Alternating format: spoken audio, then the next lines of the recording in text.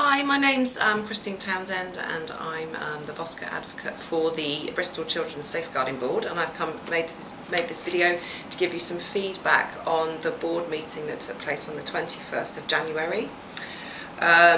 So the child sexual exploitation strategy is kind of going through, so that's now at the point where they're looking for feedback. Adam Bond is the person to contact if you're wanting to get hold of that strategy and give some feedback for that. There was quite a large section on the social work remodelling. So the science of safety is now becoming well embedded in the training for social workers in our city. And there's no longer the duty team as we might have known them in the past. We have the early response, but we also have there's the areas within the city will have social work teams. So the idea is that instead of having one particular social work, you'll have a team of social workers that know the family rather than the individual members of that family. So that's part of their remodelling. They're still going through that process, but it's beginning to bed down from what people are saying.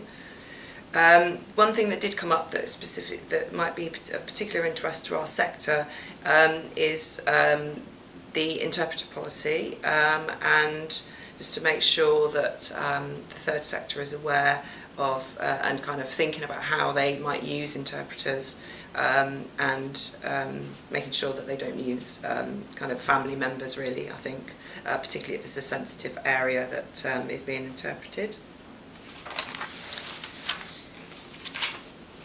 We had a presentation from the youth offending team, so this is carrying on with the theme of listening to the young people and the children, and they gave us a presentation around how they're engaged with some of their service users and using that as their feedback for continuous service improvement for them.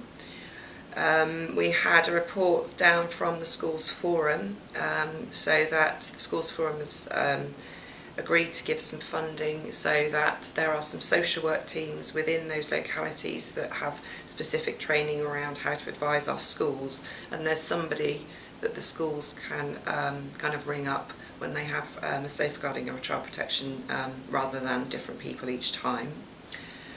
And I suppose the final part was we heard from the Emotional Abuse and Neglect Forum.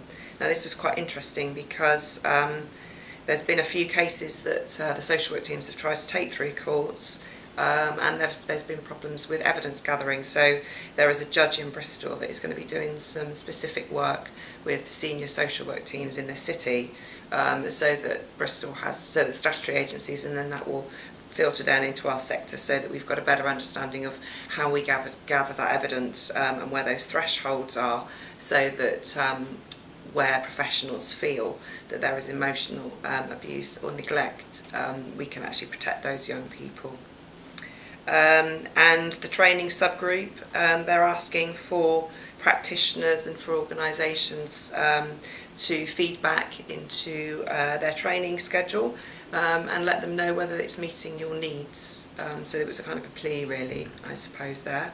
The next meeting for the large board is on the 22nd of April, in a couple of months.